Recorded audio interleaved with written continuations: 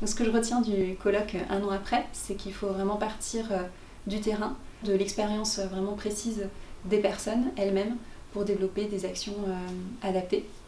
Ça me fait penser qu'il faut développer la formation initiale et continue de tous les acteurs du système de santé. Et ça comporte les personnes qui travaillent dans l'administration, au guichet de la CPAM, les soignants, mais aussi les personnes du social. Et que chacun, on a un rôle dans ce système de santé à notre échelle personnelle, dans le parcours de soins de la personne, et on peut soit l'aider ou freiner cet itinéraire. Ce qui m'a beaucoup marqué, c'est les notions d'équité, d'égalité et de justice, notamment appliquées aux soins.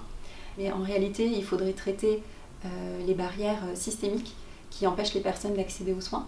Ça peut être par exemple la méconnaissance des personnes de leurs droits du système de santé. Ça peut être des difficultés de la langue ou des besoins d'accompagnement plus précis. Et justement, ça faisait écho dans les discours des patients usagers qui étaient interrogés sur le fait que le système est parfois ressenti comme excluant et qu'il y aurait besoin d'un petit pas en plus pour accéder plus facilement. Ce colloque m'a aussi permis de découvrir de nombreux modes d'accompagnement des personnes de façon globale, dans leur environnement, dans leur vie de quartier. Et ces dispositifs, ces modes d'accompagnement qui sont souvent destinés aux personnes les plus précaires mériteraient d'être élargis à toute la population. Et je pense que ça donnerait un système de santé plus incluant, plus bienveillant.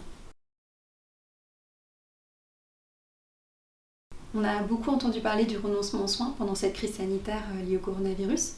On a pu lire dans la presse par exemple des titres comme le renoncement aux soins pour être plus dévastateur que le coronavirus. Là où les renoncements touchaient peut-être des populations plus vulnérables par le passé, on a vu pendant cette crise que ça touchait un peu tout le monde.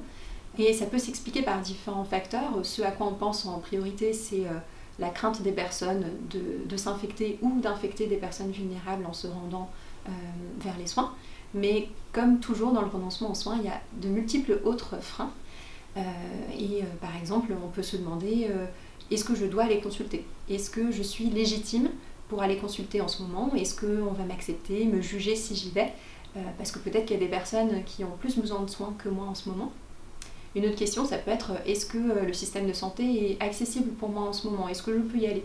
Et d'autres facteurs qui sont plus liés à l'institution, par exemple, les couvertures sociales ont été prolongées pendant cette période pour par exemple l'aide médicale ou la PUMA, mais encore faut-il que les patients usagers eux-mêmes soient au courant et que les professionnels aussi le soient. Ce qu'on pourrait faire pour répondre un petit peu à ce phénomène, c'est de développer des mesures d'accompagnement qui ne soient pas de nature dématérialisée, parce que ça aggraverait encore les inégalités d'accès à la technologie, et donc les inégalités sociales en santé, notamment pour les personnes plus précaires qui n'y ont pas accès.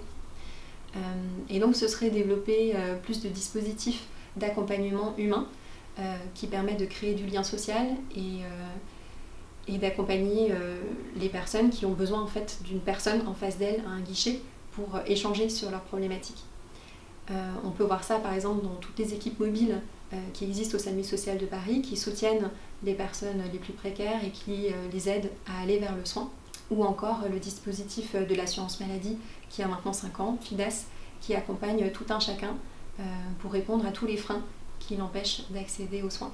Au final, on pourrait aboutir à ce que les personnes ne vivent plus leur accès aux soins comme un parcours du combattant, mais réellement comme un itinéraire adapté à leurs besoins personnalisés.